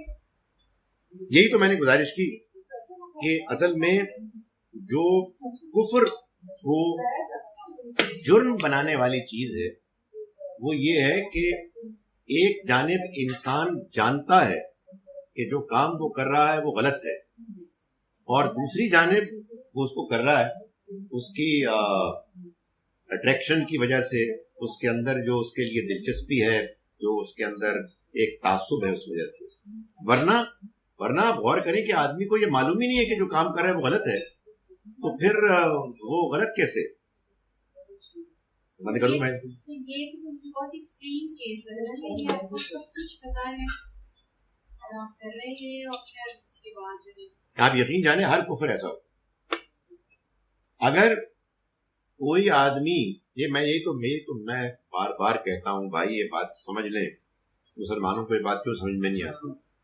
کوئی آدمی جانے بغیر انکار کر رہا ہے وہ جرم کیسے ہے بھائی؟ مطلب آپ نے اتنا بڑا ڈھنڈورا پیٹا ہوا ہے کہ فلاں بھی کافر ہے, فلاں بھی کافر ہے, وہ بھی جہنم میں جائے گا. گاڈ سیک وہ جرم کیسے ہے بھائی؟ پہلے یہ مقدمہ ہوگا, اس کو معلوم تھا, اس کے دل میں چور تھا, اور پھر اس کو پکڑا جائے گا. یہ بات اس کو صحیح طرح پہنچی نہیں, وہ ابھی کنفیوز تھا, اس کے ذہن میں سوالات تھے, آپ نے اس قدر فضول جواب دیے جس کے بعد وہ اور مطمئن ہو گیا کہ ان کے پاس کہنے کو کچھ نہیں ہے. کردار آپ کا فضول تھا. اس کو دیکھ کے آدمی کہتا ہے یار نماز پڑھ کے یہ ہوتا ہے, میں نے نہیں پڑھنی. اب مجھے نہیں معلوم ہے آنیسٹلی کہ اس کے معاملے میں اللہ کیا فیصلہ کرے گا, مگر جو جرم اللہ کے ہاں انسان کو مجرم بنائے گا وہ جرم وہی ہے کہ جس کو وہ جانتا ہے کہ وہ جرم ہے. اور قرآن, یہ میں نے آپ کو مثالیں دی ابھی کہ قرآن نے یہ بتایا کہ مجرم جانتا ہے کہ وہ جرم کر رہا ہے.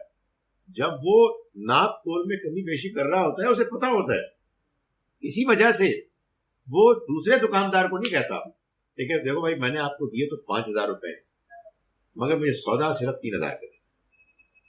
نہیں, وہ پورا لیتا ہے, اس لیے اپنا مفاد ہوتا ہے. سر اس لحاظ سے جو ہے وہ مسلمان تو زیادہ اکاؤنٹیبل ہیں, صرف قرآن بھی ہے ان کے پاس, پیغام بھی ہے, میسج بھی ہے. میں تو یہی ڈرتا ہوں جی, میرا تو یہی پیغام ہے مسلمانوں کو کہ تسی کس چکر پائے گئے ہو یار. فور گاڈ سیک اللہ سے ڈرو, تمہارے پاس قرآن ہے، اس کو تم چومتے ہو، اس کے بارے میں تم یہ اعلان کرتے ہو کہ یہ اللہ کا پیغام ہے، اور نہ تم اس کو سمجھنے کی کوشش کرتے ہو، نہ اس پر عمل کرنے کی کوئی نیت ہے، طرح طرح کے بہانے بنا کے اپنے آپ کو دھوکہ دیتے ہو کہ تمام تر حرام خوریوں کے باوجود تم کامیاب ہو جاؤ گے. یار تم کس کو دھوکہ دے رہے ہو؟ وہ لوگ کہ جو مسلمان نہیں ہیں، یار ان کا اللہ تعالیٰ فیصلہ کرے گا، اللہ بہتر جانتا ہے. اس نے وعدہ کیا ہے کہ وہ بندوں کے بارے میں رتی برابر بھی زیادتی نہیں کرے گا. تو آپ اپنی خیر منائیں بھائی، بجائے اس کے کہ جو بندہ دوسروں کو مورد الزام ٹھہراتا ہے، اس کا مطلب یہ ہے کہ کوئی چکر ہے اس کے پاس اس کے معاملے میں. اس لیے کہ خدا تعالیٰ تو بالکل انصاف پر مبنی فیصلہ کرتے ہیں اور ہمیشہ کریں. سر یہ لوگ نماز کیوں نہیں پڑھتے؟ اس کے دو جوابات ہو سکتے ہیں. ایک یہ کہ ان کو معلوم ہے کہ نماز پڑھنا ضروری ہے، ہاں وہ اس کے باوجود دنیا کی مصروفیات کو زیادہ اہمیت دیتے ہیں، ایسے کام کرتے ہیں جس کے نتیجے میں ان کو اللہ کی طرف سے توفیق نہیں ملتی.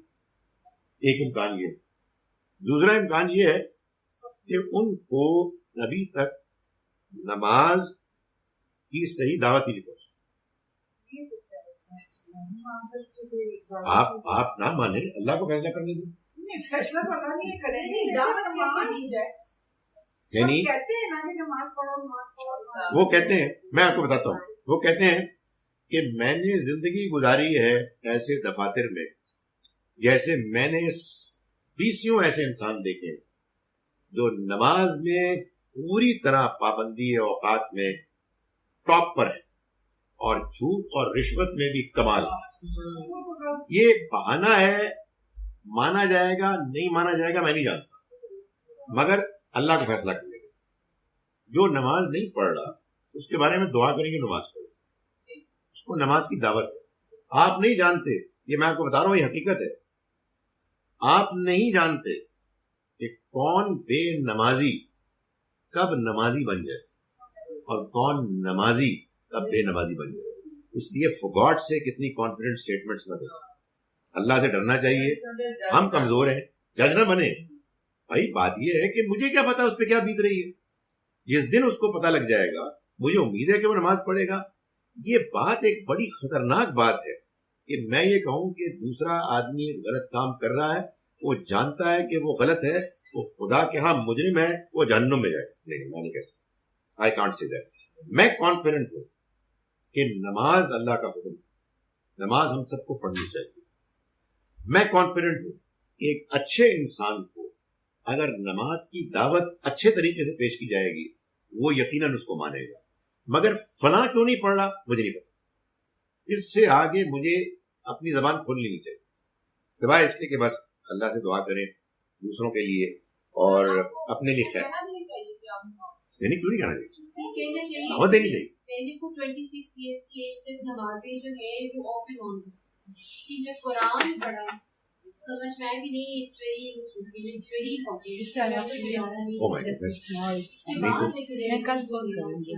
How long would you take?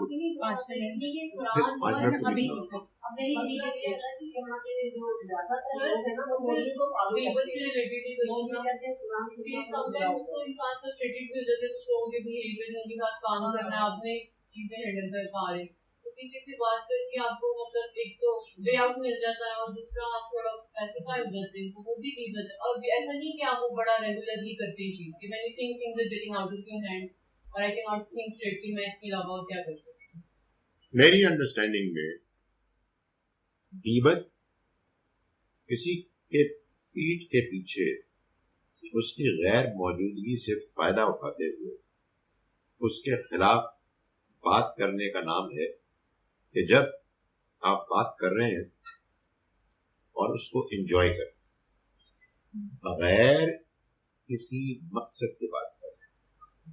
اگر آپ کسی کی شکایت کسی سے کر رہے ہیں اور اس میں آپ کا مقصد اس کی اصلاح اور اپنے آپ کو اس شر سے بچانا ہے اور اپنے انداز بیان میں یہ احتیاط کر رہے ہیں کہ آپ اس کو بالکل انجوائے نہیں کریں بلکہ آپ انکمفرٹیبل ہے کہ یار کاش میں نہ ہی بولتا مگر میں مجبور ہوں. یہ غیبت نہیں, یہ وہ غیبت نہیں ہے کہ اس میں آدمی پکڑا جائے. غیبت یہ ہے کہ آپ بیٹھے ہوئے ہیں اور ایک بندہ تیسرا بھی آپ کے ساتھ تھا, وہ اٹھ کے گیا, آپ نے کہا یار آپ اس کے بارے میں بات کرتے ہیں, بڑا ایک کمینہ اور سامنے بہت اچھا انجوائے کریں. سو آدمی کو دیکھیں گرے ایریا میں بھی رہنا چاہیے. کسی کے بارے میں بغیر وجہ کے گفتگو کرنے کی کوئی ضرورت نہیں ہے. اگر آپ کر رہے ہیں بی کلیئر کہ کوئی پرپز ہے, مگر we also clear about the fact کہ بعض اوقات پرپز فل گفتگو ہوتے ہوتے پرپز لیس ہو جاتی ہے. شیطان آتا ہے, وہ کہتا ہے یار تم بات تو کر رہے ہو ایک مقصد کے لیے, اب اس میں کچھ مرچ مسالہ بھی تو ڈلے گا, اس سے اپنے آپ کو بچانا چاہیے. پولیٹیشنز کیا کوئی اللہ میاں کے ہاتھ سے کوئی خاص لے کر آئے ہیں ایک برات نامہ کہ ان کو اس کی اجازت ہے. سیاست نے جتنا زیادہ ہمارے ملک میں گند ڈالا ہے, اور مجھے آپ کہنے دیجئے ہمارے شرفاء کو خراب کیا ہے, ہمارے اچھے بھلے پڑھے لکھے لوگوں کو کا مذاق اڑانا, ان کو گھٹیا بیان کرنا اور اس پر فخر کرنا, میری زبان نہ کرو, ستیہ ناس ہو گئے. It's all gone. اللہ نہ کرے کہ اب آدمی کو یہ کہنا پڑے کہ اب بھگتو.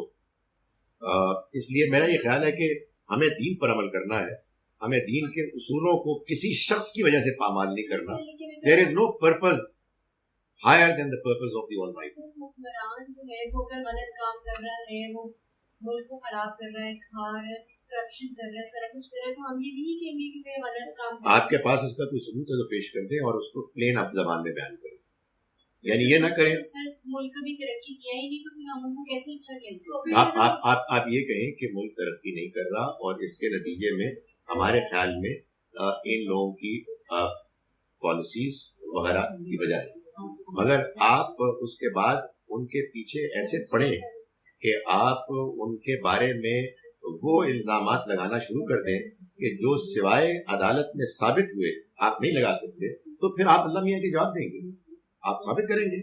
جو ثابت ہو گئے اور جو پراپرٹیز اور جو لسٹ آ رہی ہے ہر چیز ثابت ہو گئی ہے, اور کہ انہوں نے یہ بنائی ہیں چیزیں during their tenure in the government, تو پھر بھی ہم کہیں گے کہ کوئی بات نہیں, شاید یہ غلط ہے لسٹ. یعنی بات یہ ہے کہ وہ قانون کو اس کا فیصلہ کرنے دیں, اور جو لوگ لگا رہے ہیں یہ الزامات, ان کو بھی ذرا دیکھیں کہ ان کی زندگی میں کیا کچھ ہو رہا ہے, اور انہوں نے اپنے کیا کیا ساتھی رکھے ہوئے. Let's be fair. مطلب یہ ہم لوگوں کے اندر کہاں سے آ گئی ہے کہ ہم ایک ٹولے کے ایسے سپاہی بن گئے ہیں کہ جس کے بعد معلوم ہوتا ہے کہ یہ ہماری زندگی کا مشن ہے کہ ہم بعض لوگوں کے اوپر کیچڑ اچھالیں اور بعضوں کو فرشتہ بنا کے اپنے سر پہ چڑھائیں. مسلمان ایک فیئر انسان ہوتا ہے, وہ جو بات کرتا ہے وہ بیلنس بات کرتا ہے. یقیناً ہم کو یہ حق حاصل ہے کہ ہم حکمرانوں پر, سیاستدانوں پر تنقید کریں, مگر don't ask me about details, مجھے بھی نہیں پتا. اپنے سے پوچھیں کہ کیا میں یہ بات کرنے میں حق بجانے دوں, حق بجانے میں ضرور کریں, کون روک سکتا ہے, لیکن اس کے بعد جو اب سوشل میڈیا میں جو کچھ ہو رہا ہے سوائے گندگی کے اور کچھ بھی نہیں ہے. میں تو یہی سمجھتا ہوں کہ آپ کی زبان انصاف پر مبنی ہو جائے, آپ کے فیصلے انصاف پر مبنی ہو جائیں, آپ سب دیانتدار ہو جائیں, سب ہو جائیں. کچھ لوگوں کے آپ پیچھے پڑ جائیں اور باقی لوگوں کو فرشتہ قرار دینا شروع کر دیں, اس کے لیے تو پھر مطلب ظاہر ہے کہ اللہ تعالیٰ ہی فیصلہ کرے. A young beloved relative died suddenly of undiagnosed illness. He was going abroad in a day. Are there any chances he would be alive had he got the right treatment abroad? اللہ نے اس دنیا میں جس انسان کو بھی بھیجا ہے اس کی بہت موت کا وقت اس نے طے کیا ہوا ہے, اس کو آپ نہیں ٹال سکتے. البتہ اس کا یہ ہرگز مطلب نہیں ہے کہ ہم کو علاج نہیں کرنا. ہم کو علاج معالجہ کرنا ہے, ہمیں پوری طرح سے اپنی کوشش کرنی ہے کہ مریضوں کا خیال رکھیں اور ان کا علاج کریں, لیکن جو چیز اللہ کے ہاں طے ہے وہ طے ہے. اللہ کے ہاں اگر اس کی زندگی مزید ہوتی, یہاں اس کا علاج ہو جاتا, وہ وقت پر وہاں پہنچ جاتا, جہاں پہنچنے پر اس کا علاج ہونا تھا. یہ معاملات اللہ کے. اللہ کے بعض معاملات وہ ہوتے ہیں کہ جو اپنی اس دنیا کی زندگی میں جو ہماری ایک لمیٹڈ انڈرسٹینڈنگ ہے اس میں ہم ایک خاص حد سے زیادہ نہیں سمجھ پاتے. اس کا ایک مظاہرہ آج بھی ہو گیا جو ہم نے سورہ انفال میں پڑھا. اللہ تعالیٰ کیسے سٹل طریقے سے اپنے معاملات کرتا ہے اس کو ہم تو نہیں جان سکتے. وہ فیصلہ کرتا ہے, وہ لوگوں کے دلوں میں بات پیدا کرتا ہے, وہ لوگوں کو آپس میں ملا دیتا ہے. سو اس میں کوئی شک نہیں ہے کہ جو فیصلہ اللہ کا ہے وہی نافذ ہو کے رہے گا. ہمیں اپنی ذمہ داریاں پوری کریں. جی سر, حضرت عیسیٰ علیہ السلام کو بنی اسرائیل دیے تھے. جی تو سر وہ حضرت موسیٰ علیہ السلام کے بعد آئے تھے. جی سر پھر وہ لوگ دو لوگوں میں تو تقسیم ہو گئی, دو مسائل آئے, وہ ایک نہیں تھے. نبی صلی اللہ علیہ وسلم مسلمانوں کے لیے آئے تھے, ساری دنیا کے لیے آئے تھے. مسلمان بھی بڑھ گئے, ایسے ہی بنی اسرائیل بڑھ گئے. تو سر ان دونوں نے تکبر کر کے نبی پاک کا انکار کیا تھا. دونوں گروہوں نے, جی سر, دونوں گروہوں میں سے بعض جنہوں نے کیا وہ ظاہر ہے کہ اللہ کیا پکڑ جائیں گے. ان میں سے بھی تھے اور ان میں سے بھی تھے, لیکن تھے دونوں بنی اسرائیل. جی جی, بنی اسرائیل میں جو یہ بٹوارا ہوا یہ اصل میں مسیح علیہ السلام کے بعد ہوا. مسیح علیہ السلام نے خود اپنی زندگی میں یہ واضح فرمایا کہ میں تو بنی اسرائیل کی کھوئی ہوئی بھیڑوں کو تلاش کرنے کے لیے. تو سر ان کا انکار نہیں کیا انہوں نے, کیونکہ وہ ان کے اسرائیل میں سے تھے. کن کا؟ حضرت عیسیٰ علیہ السلام. ڈٹ کے انکار کیا یہودیوں نے. یہودی تو آج بھی نہیں مانتے ان کو. وہ تو ایسے انکار کرنے والے ہیں, کافر ہیں, کہ جو مسیح علیہ السلام کو بھی اور محمد صلی اللہ علیہ وسلم کو بھی نہیں مانتے. سب وہ تو انہی میں سے تھے, اسرائیل میں سے. ہاں, تو یہی تو میں کہہ رہا ہوں کہ اس لیے شریف آدمی کو یہ سمجھ میں نہیں آتا کہ کفر ہوتا کیا ہے. آدمی جانتا ہے اور انکار کرتا ہے. کلوز ہے نا, I mean they are closer to Christians than they are to Muslims. تو اس کی کیا وجہ ہے جو یہودی ہیں, لائک وہ ساری کرسچینٹی ہے نا ہر جگہ, اور یہودی جو ہے وہ ان کو ساتھ کلوز ہیں. دیکھیں یہ کچھ عرصے کی بات ہے, کچھ عرصے ایسا ہوا, ورنہ اس سے پہلے جو ہولوکاسٹ کے جو تھا سارا معاملہ وہ تو کرسچن سے نہیں کیا تھا. اور ایک زمانے میں مسلمان اور یہودی اسپین میں بہت اچھی طرح رہتے تھے, ان کا آپس میں اچھا تعلق تھا. تو یہ وقتی چیزیں ہوتی ہیں, کچھ سیاست ہوتی ہے, کچھ حالات ہوتے ہیں, کچھ پروپیگنڈا ہوتا ہے, سب کچھ مل ملا کے. It is like a person who survives a car crash because of his seat belt whilst the other person without one dies. یہ بھی ٹھیک ہے. اللہ تعالیٰ نے اپنے بندوں کے جو معاملے میں فیصلے کیے ہوئے ہیں اس میں بعض اوقات یہ بھی ہوتا ہے کہ ایک آدمی اپنی بد احتیاطی کی وجہ سے ایسے حادثے کا شکار ہوتا ہے کہ جو اس کے موت پر منتج ہوتی ہے, اس کا نتیجہ یہ نکلتا ہے. لیکن بعض اوقات یہ بھی ہوتا ہے کہ آپ نے پوری احتیاطی تدابیر ملحوظ رکھی ہوتی ہیں, اس کے باوجود بھی ہو جاتا ہے. ہم کو سیٹ بیلٹ باندھنی ہے, مگر سیٹ بیلٹ باندھنے کے نتیجے میں یہ ضروری نہیں ہے کہ خدا نخواستہ حادثے کے نتیجے میں بندہ بچ جائے. ہمیں اپنی احتیاط کرنی. نبی صلی اللہ علیہ وسلم نے فرمایا, مشہور آپ کا ارشاد ہے, اعقلھا ثم توکل, تم اپنے اونٹ کو رسی سے باندھو پھر اللہ پہ بھروسہ کرو. تو تم اپنا کام کرو, اللہ کو اپنا کام کرنے دو.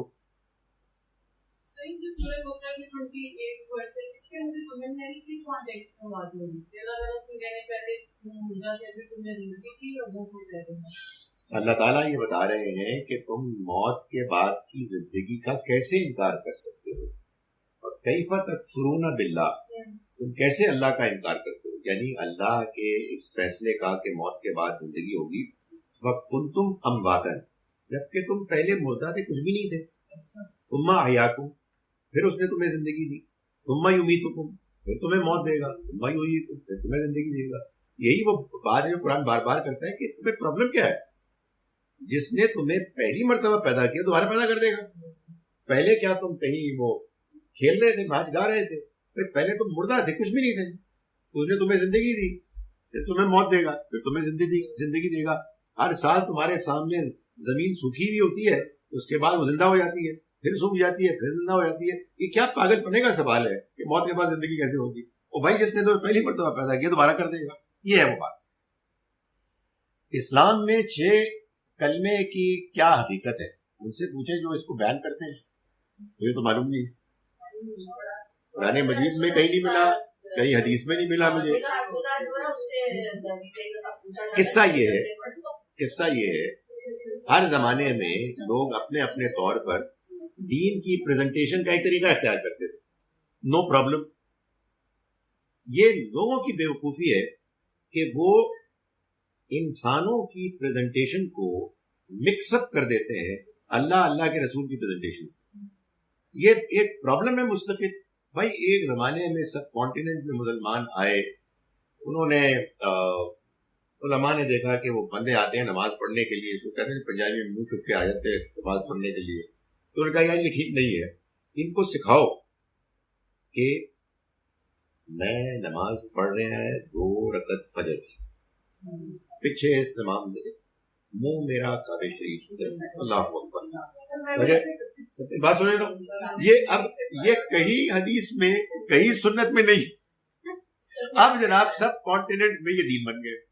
پیچھے استمام دے. کوئی پوچھے ساری نماز عربی وچ نیت تاڑی پنجابی وچ، مگر وہ ہے کیا کیا جائے. سو لوگ اپنے علماء کو وہ حیثیت دے دیتے ہیں کہ جو انہوں نے بات کی ہے وہ دین ہے.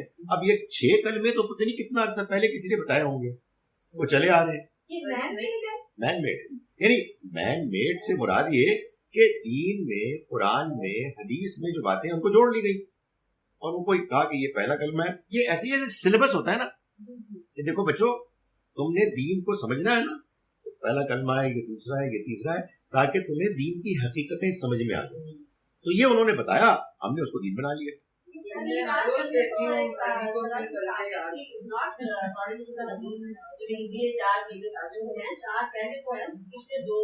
دیکھیں وہ ساری باتیں ہی ثابت ہیں، مگر یہ کہ اسلام کے 6 کلمے ہیں یہ مسئلہ ہے.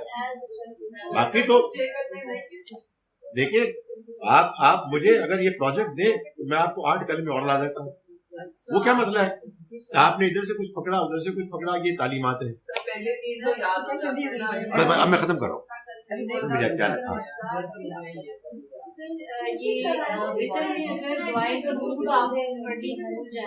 جی